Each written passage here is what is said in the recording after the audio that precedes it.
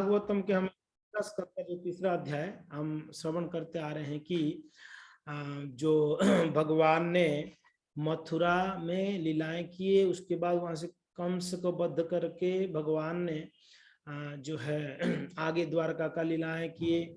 और आगे द्वारका की लीलाओं का वर्णन सुनते उसके बाद में हम सुनते आ रहे हैं कि यहाँ पर जो श्लोक में वर्णन है कि जो वृष्णि थे वो सब क्या किए, भोज थांदक वंशी सभी कहाँ गए, ये प्रभास में गए।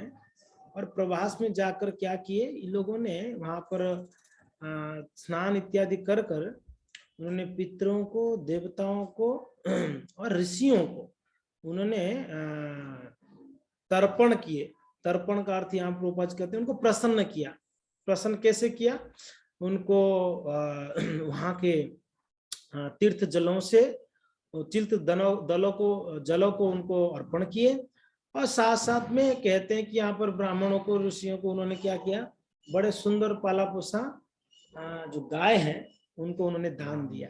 और श्रील प्रभुपाद जी ने तात्पर्य में ये भी कहते हैं कि सिर्फ गाय नहीं थे, वहां पर राजसी दान में भूमि दिया था, स्वर्ण तथा अच्छी तरह पाली पोसी वाले गाय। तो यहाँ पर प्रभुपाद क्या कह रहे हैं, तो उन्होंने भूमि भी दान किया। भूदान बहुत बड़ा दान होता है, स्वर्ण का दान और गायों का दान। तो अभी के समय पर ना भूमि दान दे सके, ना स्वर्ण को दान दे सकते हम, ना ही हम कोई गाय को दे सके, क्योंकि ना हमारे पास इतना जमीन तो है नहीं भूमि हम दान दे पाते हैं, और ना स्वर्ण इतना है। स्वर्ण नहीं है तो बनावटी वाला स्वर्ण पहनते हैं, हमें ही पता है स्वर्ण का स्थिति है कि नहीं। और भूमि तो है नहीं भाई। आप बॉम्बे में देखेंगे लोग छोटे छोटे घरों में रहते हैं, घोंसले जैसा, जो चिड़िया का घोंसला होता है ऐसा छोटा छोटा घर होता है। तो भाई भी खुद का ही नहीं तो क्या भूमि दान देगा। पर हाँ, जिसके पास है वो भूमि दान देते हैं, वो बहुत बड़ा दान है। तो इससे क्या होते हैं, पितरों भी प्रसन्न होते हैं, देवता प्रसन्न होते हैं, ऋषि मुनि ब्राह्मण सभी प्रसन्न होते हैं। दान ऐसा चीज है, दान से हमारा धन शुद्ध होता है, दान से हमारा मन शुद्ध होता है, दान से हमारा पितृपुरुष प्रसन्न होते हैं, दान से देवता प्रसन्न होते हैं, दान से ऋषि महर्षि प्रसन्न होते हैं। तो दान क्या होता है, हमारा सब कुछ शुद्ध करता है कि नहीं। और सबसे महत्वपूर्ण बात है, दान से हमारा लोभ खत्म होता है। और दान से और एक चीज होता है, दान से हमारा आसक्ति खत्म होती है। बहुत चीज है, दान के पीछे बहुत गूढ़ रहस्य है। दान देने वाला वो लोभी नहीं होता है, लोभी व्यक्ति दान दे नहीं सकता है, दोनों मीन्स अलग है। कोई लोभी है तो दान दे नहीं सकता है, दान देने वाला लोभी नहीं हो सकता है। और दूसरा, दान देने वाला आसक्त नहीं होता है, आसक्त होगा तो दान देगा कैसे हो समझ में आ रहा है ना, आसक्त नहीं होते हैं। कुछ आसक्त तो होते हैं, वो दान देकर वो निरासक्त हो जाते हैं। दान ऐसा माध्यम है, दान के द्वारा हम निरासक्त हो सकते हैं, दान देके, है कि नहीं है। वैसे शिलो रूप गोस्वामी पाद कहते हैं उपदेशामृत में कि अपनी धन की 50% जो है हमें भगवान और भक्तों के लिए दान देना चाहिए। उपदेशामृत में आप पढ़ेंगे चौथा श्लोक में, तात्पर्य प्रभुपाद उसको वर्णन करते हैं, रूप गोस्वामी कहते हैं इस बात को, 50% जो है हमें क्या करना चाहिए, वैष्णवों को और भगवान को देनी चाहिए। तो ये कभी भक्त कहेंगे कि प्रभु जी प्रैक्टिकल नहीं है, 50% दे देंगे तो बचेगा क्या, आराम जिएंगे कैसे, है कि नहीं है।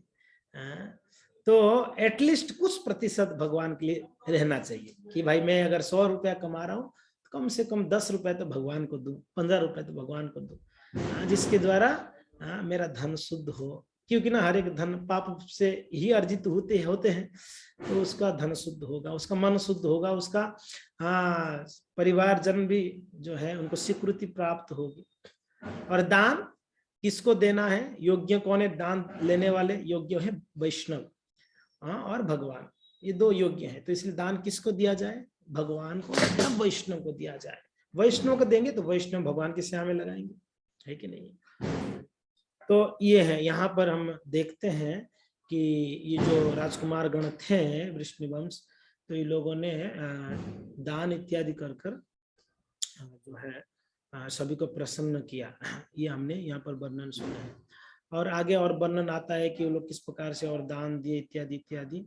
तो श्रील प्रभुपाद जी ने इस तात्पर्य में, ये 26 नंबर श्लोक के तात्पर्य में पहले पैराग्राफ में बहुत सुंदर बात कहते हैं, इसको हम वापस एक बार चर्चा करते हैं। प्रभुपाद जी कहते हैं 2 प्रकार के, वैसे तो अनेक विभाग होते हैं भक्तों का, उसमें 2 प्रकार के जो है मुख्य होते हैं। एक होते हैं नित्य सिद्ध और दूसरे हैं साधन सिद्ध।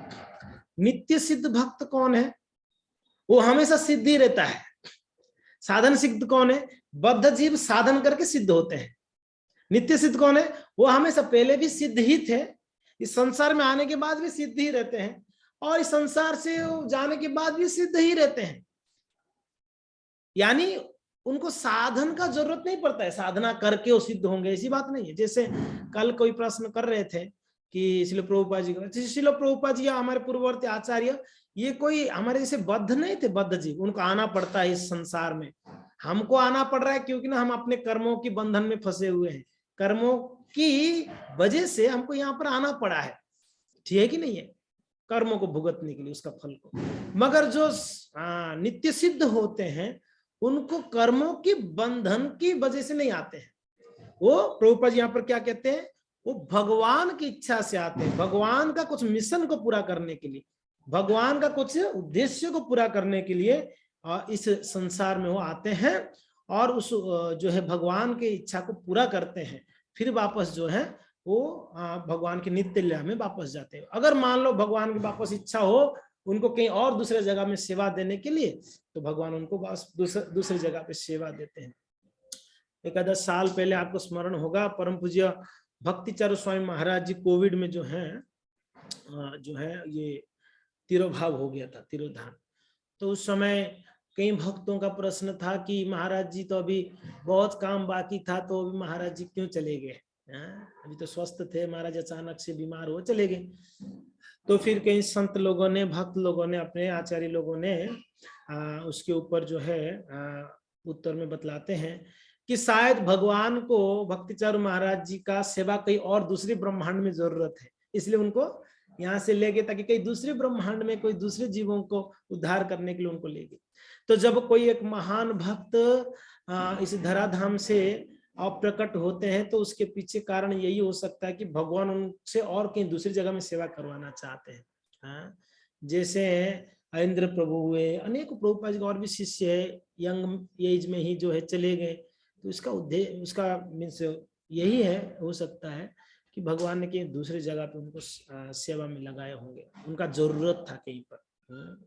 भगवान अपने भक्तों के माध्यम से संसार में बद्ध जीवों का उद्धार करते हैं, है कि नहीं। तो यहाँ पर मैं वापस शेयर करता हूँ आपको। तो 2 प्रकार के भक्त होते हैं, एक नित्य सिद्ध मुख्य रूप से, दूसरा है साधन सिद्ध। जो नित्य सिद्ध भक्त होते हैं वो भौतिक वातावरण के क्षेत्र में नीचे नहीं गिरते हैं, भले ही वो कभी कभी भगवान का मिशन पूरा करने के लिए भौतिक धरातल पे आते हैं, मगर ऐसा नहीं कि वो अपने पद से च्युत होकर यहाँ पर आना पड़ा, ऐसा नहीं था। मगर साधन सिद्ध भक्त बद्धात्माओं से ही चुने जाते हैं।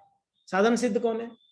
इस संसार में आके साधना करके, नाम जप करके, भगवान का सेवा करके, श्रवण करके, जो साधना की विधियां हैं उसको करके वो धीरे धीरे धीरे शुद्ध होते हैं, उनको साधन सिद्ध कहते हैं। मिश्रित भक्त कभी कभी सकाम कर्मों के प्रति उल्लास प्रदर्शित करते हैं और दार्शनिक चिंतन में लगे रहते हैं। मिश्रित भक्त कौन है? मिश्रित भक्त कौन होते हैं? हम सब हैं जी, डाउट करने का कोई जरूरत नहीं, हम ही है मिश्रित भक्त। हमें भक्ति भी चाहिए, भौतिक भोग भी चाहिए, ये भी चाहिए, वो भी चाहिए, सब चाहिए हमें, हम मिश्रित वाले हैं। कभी कभी हम जाएंगे कोई गणेश जी की दरबार में भी जाएंगे, माथा टेकेंगे, गणेश जी थोड़ा अच्छा विद्या दे दो। कभी कभी पार्वती की पास जाएंगे, मैया थोड़ा सुंदर पत्नी दे देना। कभी कभी और देवी देवता के पास, कोई बाबा के पास चले जाएंगे। मिश्रित है हम एक हो, कुरुनंदन नहीं है, अलग अलग जगहों पर हम जाते हैं, तब मिश्रित है।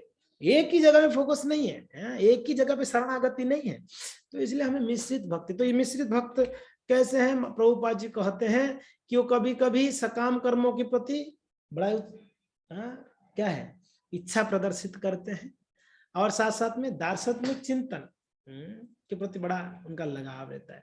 मगर शुद्ध भक्त इन समस्त मिश्रणों से स्वतंत्र होते हैं और भगवान की सेवा में पूर्णतया लीन रहते हैं। सॉरी मैंने शेयर करना भूल गया। तो प्रभुपाद क्या कहते हैं, जो शुद्ध भक्त इन समस्त मिश्रणों से स्वतंत्र होते हैं और भगवान की सेवा में पूर्णतया लीन रहते हैं, चाहे वो कहीं भी क्यों ना हो और किसी भी अवस्था में क्यों ना हो, वो हमेशा भगवान की सेवा में लीन रहते पूर्णतया। भगवान के शुद्ध भक्त पवित्र तीर्थ स्थानों में जाने के लिए भगवान की सेवा को ताक पर नहीं रखते, समझ में आ रहा है। हाँ, आधुनिक काल के महान भगवत भक्त श्री नरोत्तम दास ठाकुर का गीत है, तीर्थ स्थानों में जाना मन का दूसरा मोह है। तो प्रभुपाद यहाँ पर एक शिक्षा देते हैं। हम कभी कभी सोचते हैं मैं अकेले चले जाऊं वृंदावन में जाके भजन करूं, मैं चला जाता हूँ वो धाम में चला जाऊं, हाँ मैं हर महीना जाऊंगा, हर पूर्णिमा में जाऊंगा, मतलब हर पूर्णिमा में वृंदावन जाऊंगा, हाँ भले यहाँ पर इस्कॉन का सेवा कुछ भी हो जाए, प्रभु जी मेरा नियम है मैं वृंदावन जाऊंगा हर पूर्णिमा को, प्रभु जी मेरा नियम है हर अमावस्या को मैं जो है द्वारका जाता हूँ, भले ही मेरे घर पे ठाकुर जी है, निताई गौर सुंदर है, मेरे घर पे लॉर्ड गोपाल जी हैं, चलेगा उनको छोड़ के, क्योंकि ना मैं वृंदावन जा रहा हूँ बड़ा काम कर। ना जी, प्रभुपाद जी यहाँ पर कहते हैं ताक में नहीं लगते हैं भगवान की सेवा करना, ठीक है भगवान रहे मैं तो जाऊंगा अभी ना, ऐसी बात नहीं। तो कहते हैं ये एक प्रकार का क्या कह रहे मोह है, तीर्थ में जाना एक प्रकार का मोह है। तीर्थ में जाना चाहते हो तो वैष्णव के संग में जाइए, तीर्थ में जाना चाहते हैं, धाम में जाना चाहते हैं तो भक्तों के संग में, अकेले में धाम यात्रा नहीं होता है। हम सोचते हैं अकेले चले जाए ना जी। तो प्रभुपाद इस बात को कहते हैं, क्योंकि किसी भी स्थान पर की गई भगवान की सेवा आध्यात्मिक सिद्ध की चरम परिणति। आप कहीं पर भी भगवान का सेवा करते हो, वही वृंदावन में, प्रभुपाद जी की वाणी में। आप अगर यहाँ सेवा कर रहे हो उदयपुर, उदयपुर वृंदावन है आपके लिए, क्योंकि ना आप यहाँ रह के भी, मान लो वृंदावन जाके भी मन नहीं लग रहा है, अगर उदयपुर में रह के भगवान की सेवा में मन लग रहा है तो यहाँ ज्यादा अच्छा है वृंदावन से, सही बात है ना। अगर वृंदावन जाके भी हमारे मन में भौतिक इच्छा आ रहा है, उदयपुर में रह के भी हमारे मन में कृष्ण की सेवा की इच्छा आ रहा है, तो कौन सा ज्यादा अच्छा है। इसका अर्थ ये नहीं हुआ कि वृंदावन की महिमा कम कर रहा है, नहीं नहीं ऐसे बात नहीं, हमारा स्थिति खराब है कि हम वृंदावन में जाके भी हमारा जो है मन में भौतिक इच्छा है। अगर उदयपुर में रह के भी हम जगन्नाथ जी का सेवा करते हुए भी अगर हमारा मन कृष्ण में लग रहा है तो फिर उदयपुर का वास अच्छा है। तो ये प्रभुपाद जी इस पहले पैराग्राफ में समझाते हैं। फिर आगे कहते हैं उन भक्तों के लिए जो भगवान की प्रेमा भक्ति से पूरी तरह तुष्ट नहीं है। अरे प्रभु जी बड़ा परेशान हूँ, थोड़ा धाम जाके आता हूँ, ठीक है जी, थोड़ा जाके 2-3 दिन धाम वास करके आइए थोड़ा विचलित है, ठीक है, उनके वो जाना चाहिए, बड़ा विचलित है, यहाँ मन नहीं लग रहा है किसी में सेवा में भजन में, तो थोड़ा धाम में जाऊं, थोड़ा कीर्तन में धाम कीर्तन करूं, धाम में थोड़ा वैष्णव के संग में वहाँ कथा सुनो तो धाम का प्रभाव अलग है। तो थोड़ा सा मेरा तो ऐसे होता है कभी कभी कोई ब्रह्मचारी जो है बहुत दिन तक सेवा में रहते हैं तो उनको प्रोत्साहन नहीं मिलती है मान लो, तो क्या करते हैं थोड़ा धाम में जाते हैं, वैष्णव के संग में जाते हैं, थोड़ा धाम में कथा कीर्तन 2-4 दिन रह के फिर धाम यात्रा से आते, फिर अच्छे से सेवा में मन लगता है ना। तो उसके लिए प्रभुपाद जी बोले हाँ उनको जो है जाना चाहिए, आवश्यक है उनके लिए, जा सकते हैं, मगर जिनका पूरा तरह लगा हुआ तो जरूरत नहीं है, कभी आप भक्तों के संग में जा सकते हैं। तो जो भी है यहाँ पर इस श्लोक में यही बतलाया गया है कि प्रभास क्षेत्र में वृष्णिवंशी जो राजकुमार गण थे वो लोगों ने तीर्थों में स्नान इत्यादि कर उन्होंने दान पुण्य आदि किया है। तो आगे जो भी होगा हम सुनेंगे। तो आज बहुत ही महत्वपूर्ण दिवस है, इस्कॉन अंतरराष्ट्रीय कृष्ण भावनामृत संघ का आज स्थापन दिवस है।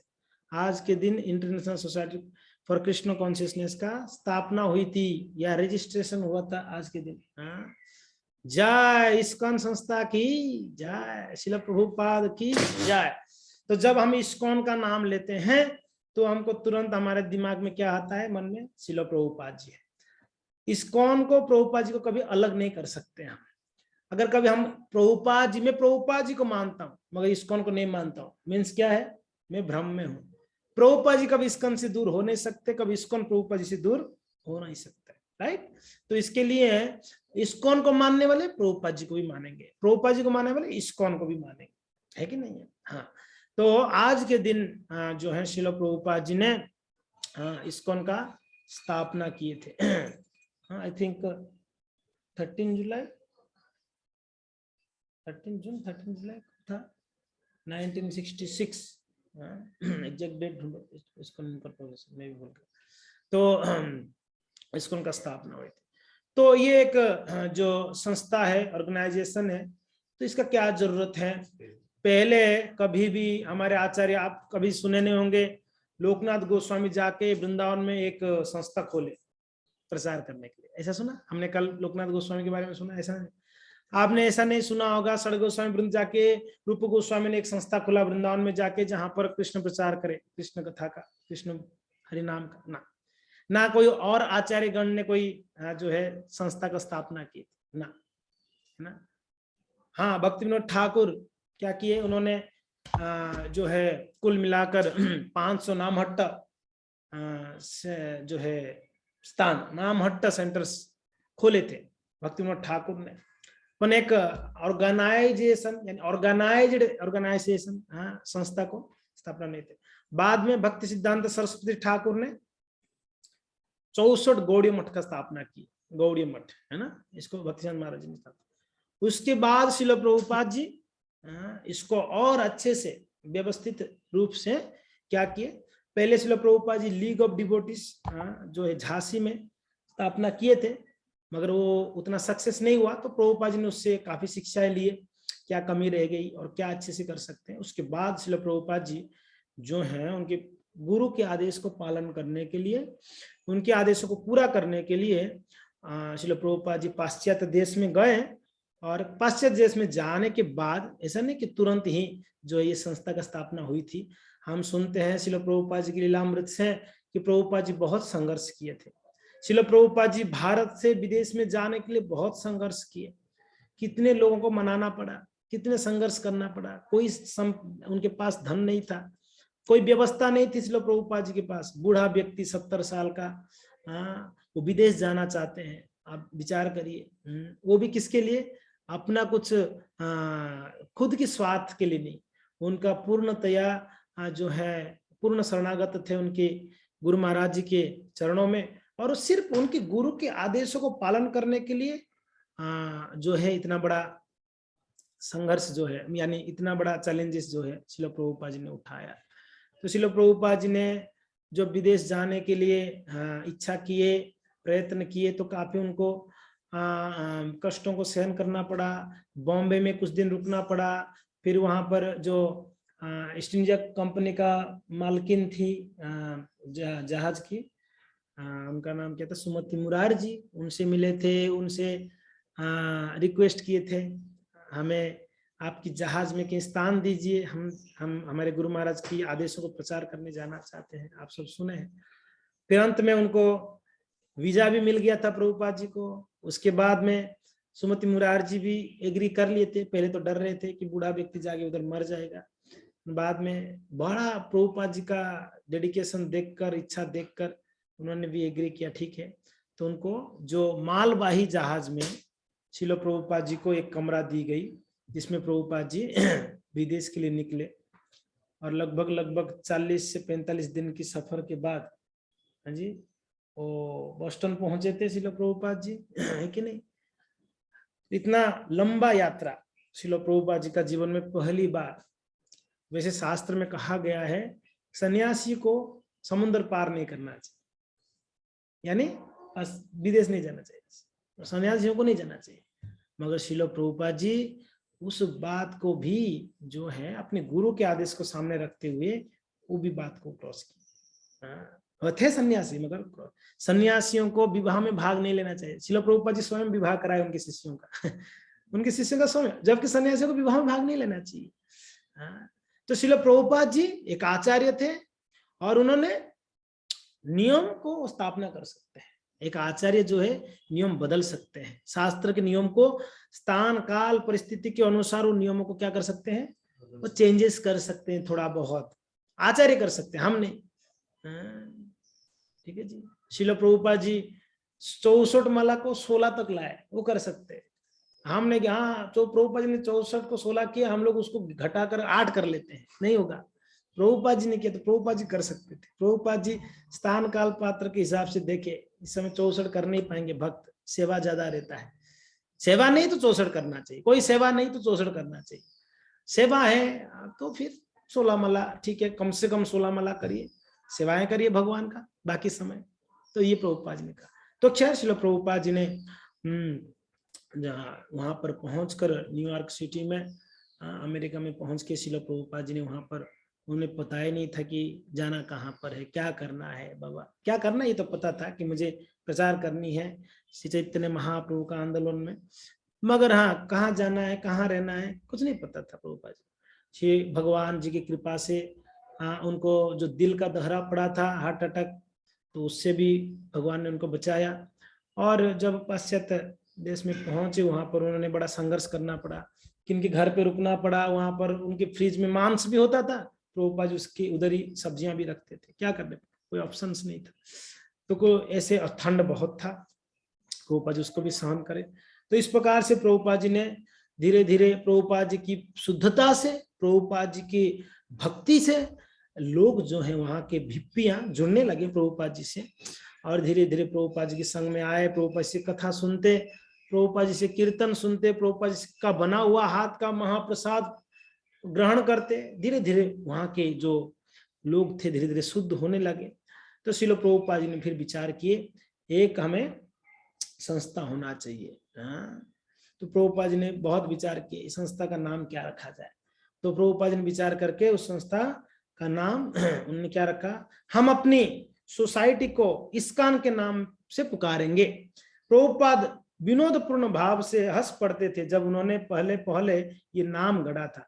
बोबरी पर रहते हुए भी उन्होंने अपनी सोसाइटी के संस्थापक के संबंध में कानूनी कार्रवाई आरंभ कर दी थी जब बोबरी में थे, किंतु कानूनी कार्रवाई आरंभ करने के पूर्व भी वे अपने international society for Krishna consciousness, अंतरराष्ट्रीय कृष्ण भावना संघ के विषय में बातें करते रहते थे, और इस तरह यह नाम भारत को लिखे गए पत्रों में और विलेज बायस पत्रिका में प्रकट हो चुका था।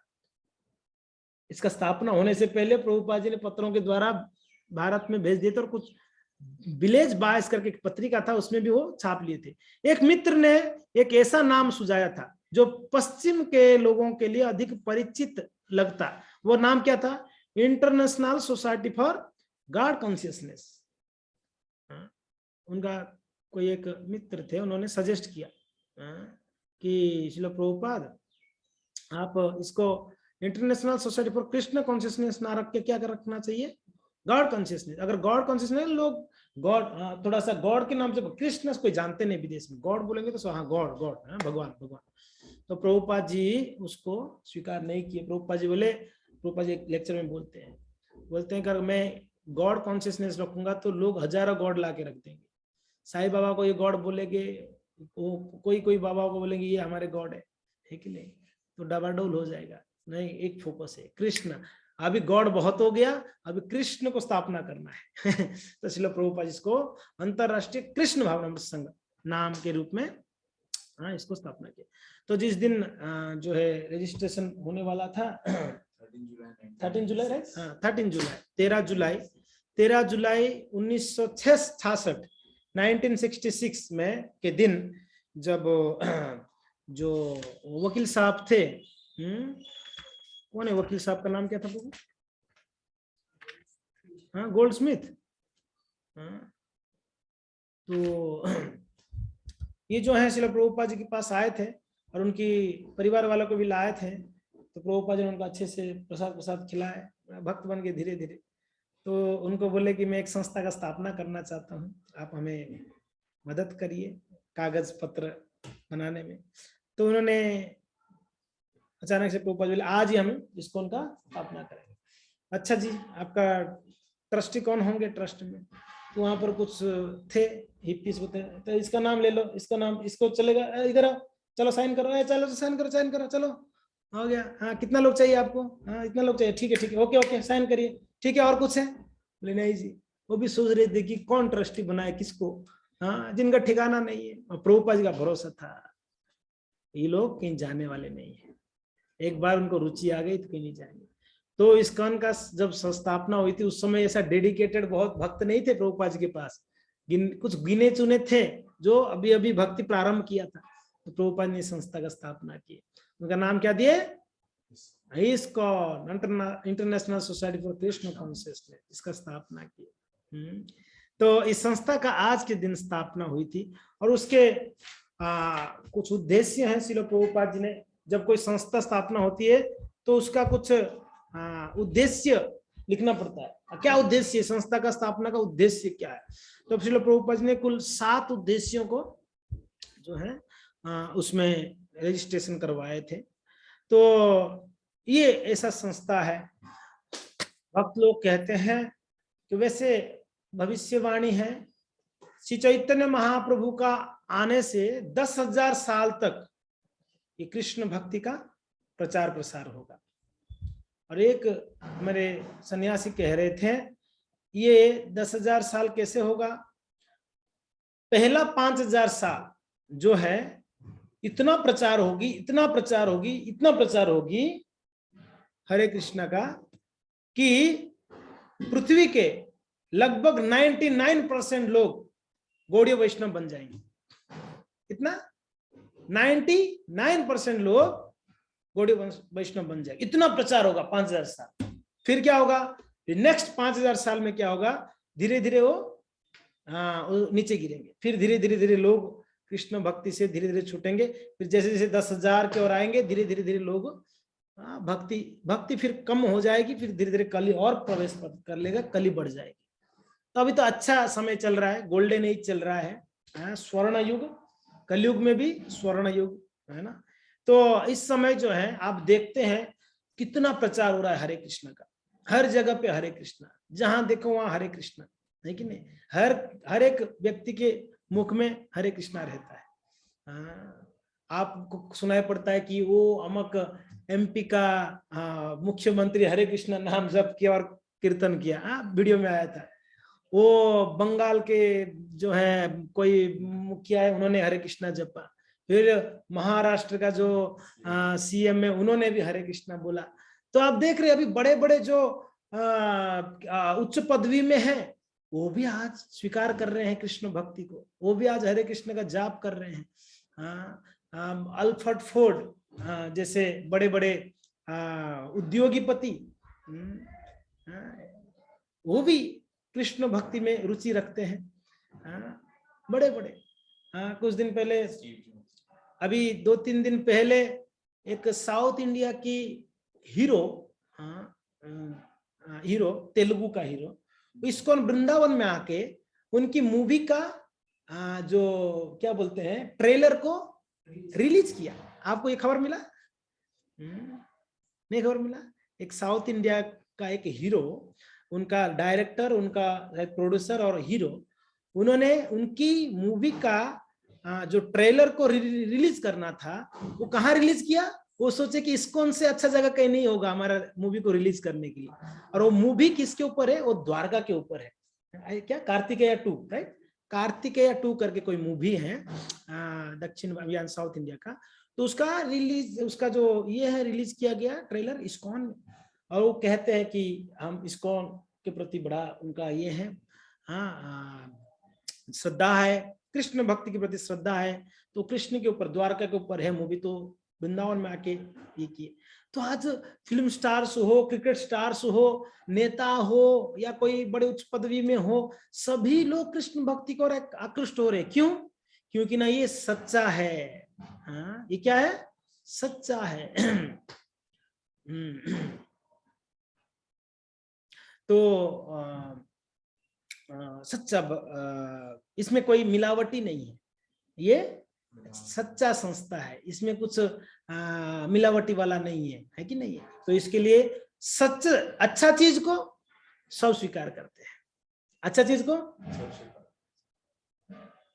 तो इसीलिए इसमें नियम बहुत है, लोग को पता है इस्कॉन में बहुत नियम है, फिर भी इस्कॉन में क्यों आते हैं? क्योंकि ये शुद्ध है, ये संस्था शुद्ध है, ये शुद्ध करने वाला है। भले नियम, देखिए नियम के बिना तो संस्था भी डबाडोल वाला संस्था है।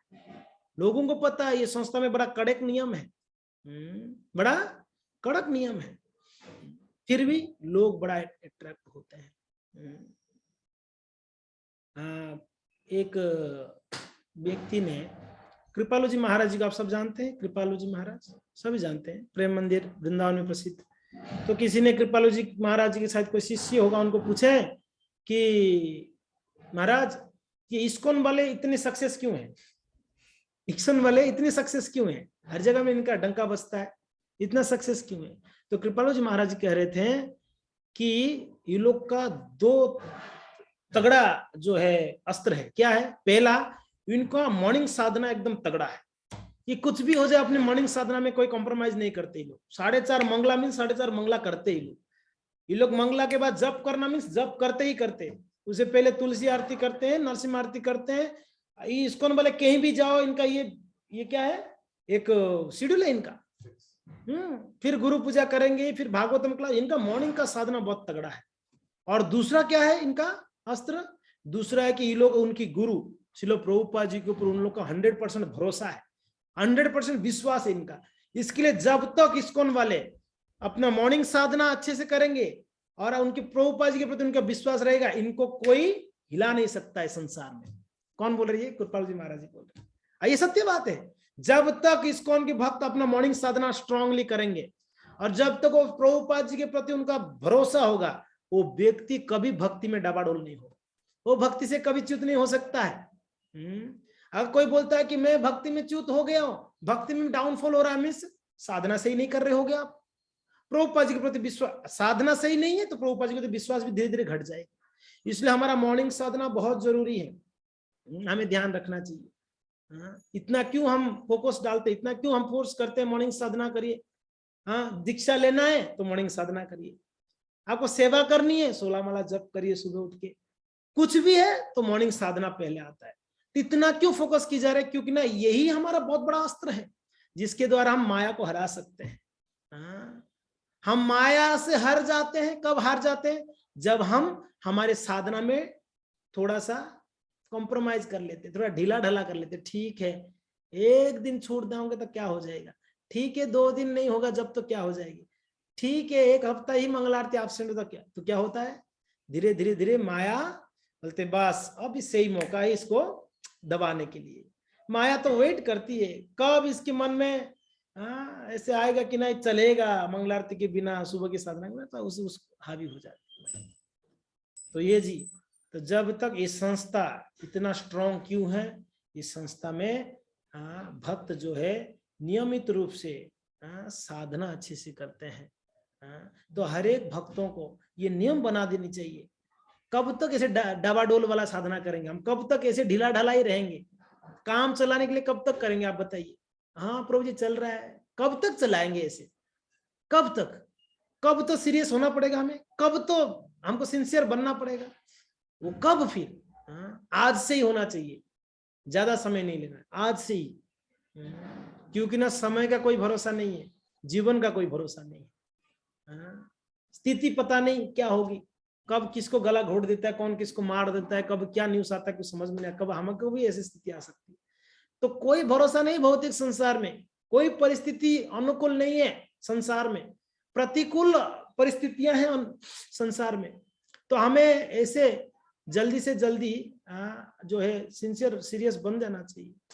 अगर हम समय को अपेक्षा करेंगे, एक टाइम आएगा मैं अच्छा जप करूंगा या करूंगी, एक समय आएगा मैं सेवा में जुड़ूंगी, एक समय आएगा मैं सुबह उठने लगूंगी या लगूंगा, वो कब आएगा जी? मरने के बाद। है जी, समय हाथ से चला जाएगा, फिर पछताओगे, ओहो मैंने करा नहीं, आज देखो मैं मर रहा हूं। तो जब हाथ में समय है तब क्यों ना करें हम? और ये बहुत बड़ा उद्देश्य है जी। सभी भक्त स्ट्रांगली अगर अपना साधना करेंगे, इस्कॉन संस्था का जो ये है क्या है नियमावली है, उद्देश्य है, उसमें एक उद्देश्य है भगवान, चौथा नंबर, भगवान श्री चैतन्य महाप्रभु की शिक्षाओं में उद्घाटित श्री संकीर्तन आंदोलन या भगवान के पवित्र नाम के सामूहिक गायन की शिक्षा देना और उसे प्रोत्साहित करना। चौथा नंबर क्या है? हरिनाम संकीर्तन को जो महाप्रभु ने हमें प्रदान किए हैं उसको सामूहिक रूप से मिलकर जप करना, मिलकर कीर्तन करना। क्यों बार बार रिक्वेस्ट की जा रही है कि आइए साथ में जप करिए, आइए साथ में कीर्तन? वाई? इसके पीछे बहुत रहस्य है। जब मिलके जप करते हैं, मिलके कीर्तन करते हैं, हमारा उत्साह बहुत अधिक से अधिक गुना बढ़ जाती है जब संग में हम करते हैं तो। और ये हमारा संस्था का उद्देश्य है ऐसा नहीं सोचना चाहिए मैं अकेले में जप करूंगा, ठीक है चल रहा है ना जी। उद्देश्य हमारा संस्था का, प्रभुपाद जी ने ये उद्देश्य डाला है कि मिलके जप करना है, संघ में मिलके कीर्तन करना है। जब इस्कॉन जुहू मंदिर का स्थापना हो रहा है और उस समय श्रील प्रभुपाद गिरिराज स्वामी, आप जानते हैं प्रभुपाद जी के शिष्य हैं, वो मंदिर के अध्यक्ष थे जुहू के। तो श्रील प्रभुपाद जी ने, गिरिराज महाराज जी बहुत सारे कंप्लेंट्स लेके जाते थे, ये प्रॉब्लम वो प्रॉब्लम। प्रभुपाद जी बोले गिरिराज एक काम करो, हर रविवार को आप 24 आवर्स कीर्तन चालू कर देना मंदिर में, हर रविवार को 24 आवर्स कीर्तन। आप लोग वीडियो क्यों ऑफ करके बैठे हैं? हाँ जी, कोई दिक्कत है आप लोगों को? मैं भी ऑफ कर दूं, ठीक रहेगा आप लोगों के लिए? हाँ जी, नहीं तो फिर वीडियो ऑन करके दे, आप सुनिए, आप अपना काम करिए, कोई दिक्कत है वीडियो ऑन करिए जी। ये अच्छा आदत नहीं है वीडियो ऑफ करके बैठना, बिल्कुल गलत आदत है। यानी आप जो कथा या कह रहे हैं उनको रेस्पेक्ट नहीं कर रहे, यही है ना, यही बात हुआ, आप कथा वाले करने वाले को रेस्पेक्ट नहीं कर रहे। आप सुनिए, बढ़िया से बैठ के सुनिए, कोई ये थोड़ी, आप अपना काम भी करो, कोई दिक्कत नहीं, एटलीस्ट आपका वीडियो ऑन रहना चाहिए।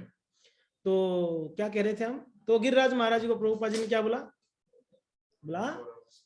एवरी संडे 24 आवर्स कीर्तन रख लो। बहुत सारा प्रॉब्लम जो सुनाई दिया था, तो गिरिराज महाराज जी बोले ठीक है। तो उन्होंने, महाराज जी ने अनाउंस कर लिया एवरी संडे मंदिर में 24 घंटा कीर्तन होगी। हाँ, मंदिर में 24 घंटा कीर्तन होगी, ठीक है। जिनका स्वास्थ्य खराब है वो वीडियो ऑफ रख सकते हैं, बाकी वीडियो ऑन रखिए। सो भक्त आते थे गिरिराज महाराज के पास, महाराज देखिए वो भक्त ऐसे बोल रहा है, कोई आते थे, महाराज वो देखो ये प्रॉब्लम है वो प्रॉब्लम। तो गिरिराज महाराज, मान लो कोई मंडे ट्यूसडे थर्सडे को आते थे, तो गिरिराज महाराज बोलते कि ये जो आपका प्रॉब्लम है ना, मंडे इसका सोल्यूशन दे दूंगा, आने वाले मंडे को इसका सोल्यूशन निकालेंगे, 100% निकालेंगे। पक्का? हाँ, बोला हाँ पक्का पक्का, मंडे को आपको ये सोल्यूशन मैं दे दूंगा। वो जब जाते थे तो बोलते सुनो सुनो एक बात है, संडे को हरिनाम संकीर्तन है 24 आवर्स, उसमें आना है। बोला हाँ उसमें तो आऊंगा, मगर मंडे ध्यान रखना महाराज, मंडे को मेरा प्रॉब्लम सॉल्व होना चाहिए। हाँ हो जाएगा, आप संडे को। तो क्या होता था, संडे को हरिनाम संकीर्तन मिलके करते, मंडे को आते ही नहीं, हो गया उनका सोल्यूशन, सॉल्व हो गया उनका प्रॉब्लम, फिर नहीं आते थे वो पूछने के लिए कि मेरा सोल्यूशन क्या है। तो ऐसा करके गिरिराज महाराज जी 90 से 95% प्रॉब्लम से हरिनाम से खत्म कर देते कि बस सब लोग हरिनाम में बुलाते थे। हमारा मूवमेंट ही हरिनाम का मूवमेंट है जी, कीर्तन का मूवमेंट है, संकीर्तन मूवमेंट है। इसीलिए हमें बड़ा उत्साह से हरिनाम में भाग लेना चाहिए।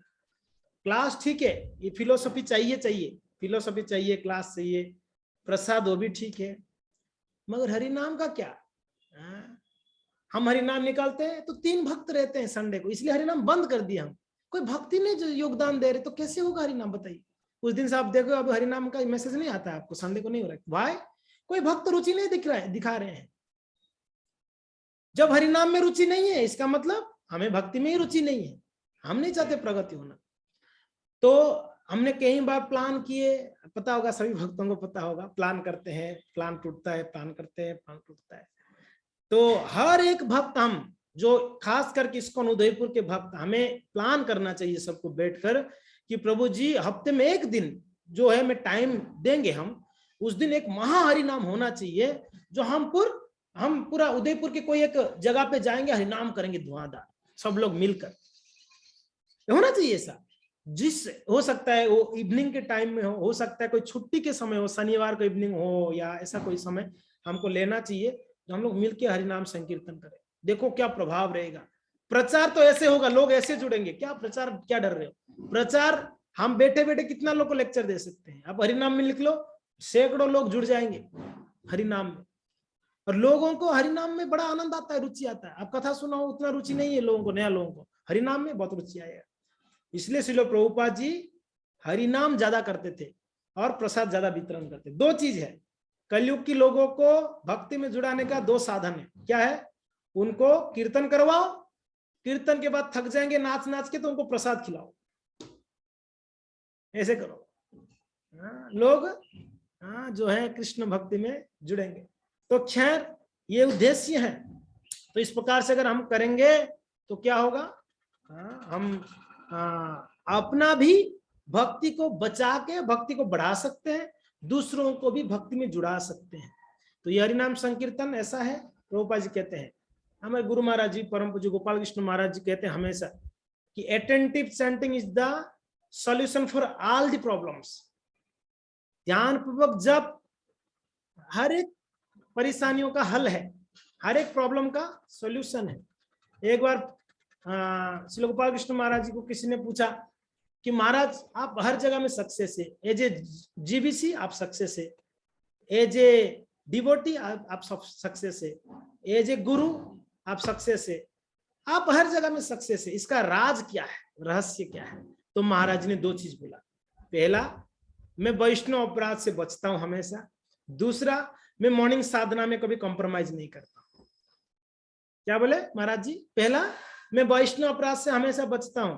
दूसरा, मैं मॉर्निंग साधना में कभी कॉम्प्रोमाइज नहीं करता। इसलिए आप हमारे जो सन्यासी गण देखिए, प्रभुपाद शिष्यगण, कुछ भी हो जाए मॉर्निंग साधना नहीं छोड़ते हैं, मॉर्निंग की साधना में उपस्थित रहेंगे ही रहेंगे। परम जो गोपाल कृष्ण गोस्वामी महाराज इतने अलर्ट रहते हैं मॉर्निंग साधना के लिए। 2 बजे जगह देते हैं उनके असिस्टेंट को, मेरा कपड़ा तैयार करना, मंगल आरती जाना है। तो शिष्य कहता है गुरुदेव अभी तो 2 ही बजा है। ओ अच्छा ठीक है, थोड़ा और सो जाते हैं। फिर 2:30 बजे वापस उठाते हैं, तो मेरा कपड़ा तैयार करना, मंगल आरती जाना है। गुरु महाराज अभी 2:30 बजे है। मीन्स इतना कॉन्शियस है कि वही सोच रहे हैं। हम कभी भी सोचते हैं कि खबर 3 बज गया, मुझे मंगल आरती जाना, मैं अभी तक सोया हूं। नहीं, हम तो आराम से मजे से सोते, देखा जाएगा, नींद खुलेगा तो देखा जाएगा। हम अपने से प्रयास नहीं करेंगे तो कैसे होगा जी बताइए। हाँ, अलार्म तो 4-4 बार बजता है, उसको हम बंद कर करके सो जाते हैं अलार्म को। हाँ, और इतना गहरे नींद में रहते हैं कि अलार्म बज के खत्म। आज ऐसा ही हुआ मेरे साथ, अलार्म बजा हुआ है, पता ही नहीं चला है, मंगल आरती का शंख बजा तब नींद, अरे शंख बज रहा है। होती कब कभी इतना, हम लोग इतना अलर्ट नहीं है ना, हम लोग साधना के लिए अलर्ट नहीं, तो ऐसा होता है। तो शंख बजा तो चलो अच्छा, शंख बजने पर तो नींद खुल गया।